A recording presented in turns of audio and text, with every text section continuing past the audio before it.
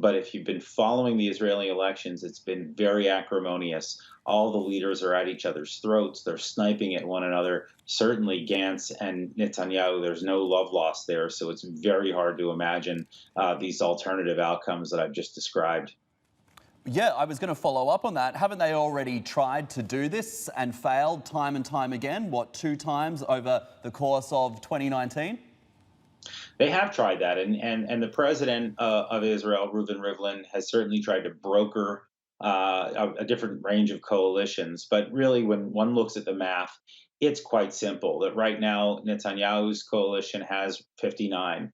Blue and White, Benny Gantz's coalition has 54, and then Lieberman has 7. So really, those are the only. Lieberman can add to one or the other. Right now, he's holding out, and it seems very unlikely that Rivlin is going to be able to broker anything other than we've already seen. So the Israelis are holding out hope that these additional ballots, as they come in from abroad and from the prisons and from the IDF, that this may change things. But I would say that right now, it's a pessimistic outlook. It certainly seems like we've already seen this movie before, and we're about to see another round of it, perhaps in 3 or 4 months from now. Of course, that's bad news for the Israelis. It's expensive. It's annoying, but certainly not out of the realm that we'll see another round.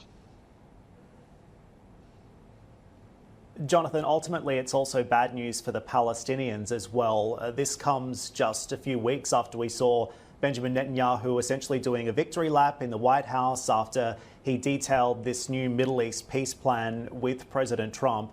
What do you think this does mean for the Palestinians? And if Netanyahu does emerge victorious, is he going to make good on this pledge to annex key parts of the West Bank, something that the PLO has really been disappointed to hear throughout this Middle East peace plan process?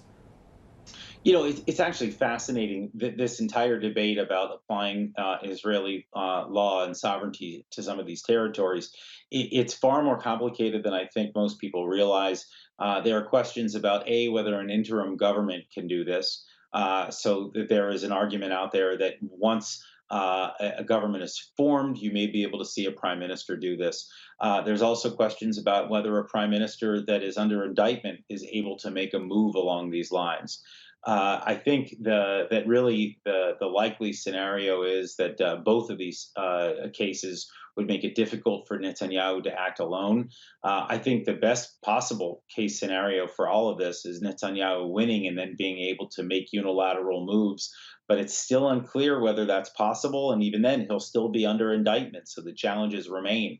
If there is a unity government, the equation would change entirely because Gantz has said that he wants to work with the Jordanians and the Arab states and even the Palestinians to come up with a solution to annexation that would satisfy all parties involved, and that, of course, would probably slow down the process considerably. So I think we're very far from watching Israel make those sorts of decisions. I know, of course, that the Palestinians are fearful of this, but I think they've got probably months to wait before major decisions along these lines are made.